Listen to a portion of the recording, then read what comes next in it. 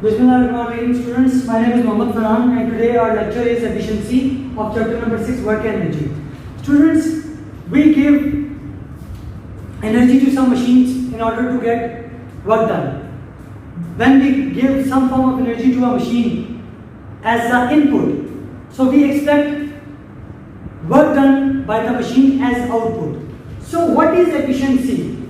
Students, efficiency is the ratio of output to the input. The ratio of useful output to the input energy is the ratio, is the efficiency. So now what is its definition? It is the ratio of the required form of energy obtained from a system as output to the total energy to it as input.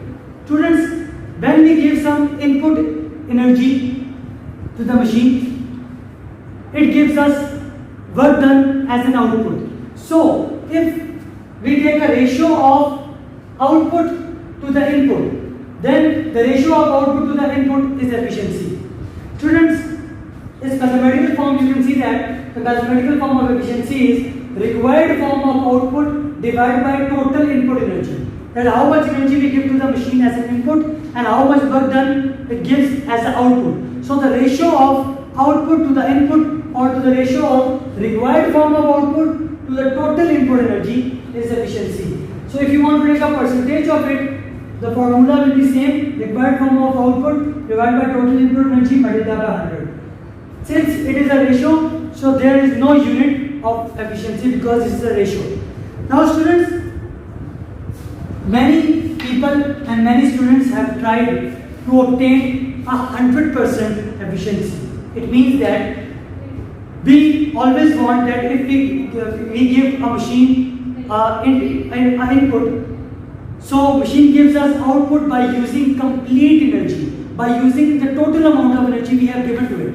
So it's not possible. An ideal system is not possible. An ideal system is that system which gives us work done equal to the total input energy. But that system is not possible.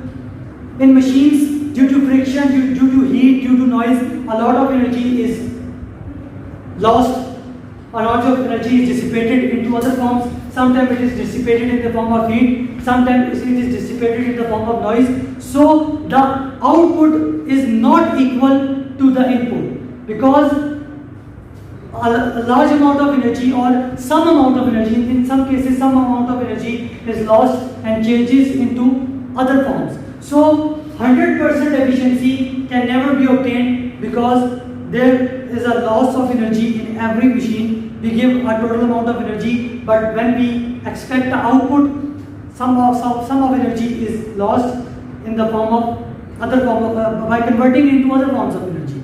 So efficiency cannot be 100% in any case of machine. So remember students, the ratio of required form of output divided by total input energy is efficiency. Okay students, now our topic is power. Students, take an example of two persons. Both are said to be done some work. One person completed his work in 1 hour and second person completed his work in 2 hours. Now both of them have done work of equal amount. Take an example that both persons have done work of, you can say that both have done equal amount of work. But where is the difference? The difference is one person completed that work in 1 hour and second person has completed his work in 2 hours. So one person done his work faster than the other. So the rate of doing work, in what time the work is done, that is power. So power is a rate of doing work, that in how much time, how much work is done. Consider an example that I am standing here and there is one other person standing beside me. I have done work in 1 second. He has done work in 5 seconds. So it means that we both have done equal amount of work. But I have done work faster than him. So my rate of doing work is more than him. So my power will be more than him. So the rate of doing work is known as power. Mathematically, it can be explained as work done divided by time taken. It means that how much work is done in how much time. So mathematically it can be written as power is denoted by P. So here mathematically it can be explained as P is equal to capital W will be used. W by T. Work done divided by time taken. Now students, power is a scalar quantity and its unit is watt. Now when a body has a power of 1 watt, it can be explained as power of a body will be 1 watt if it does work of 1 joule for 1 second. It means that if my power is under consideration, if I do a work of 1 joule in 1 second, I do a work of 1 joule in 1 second, then it can be said that my power is 1 watt.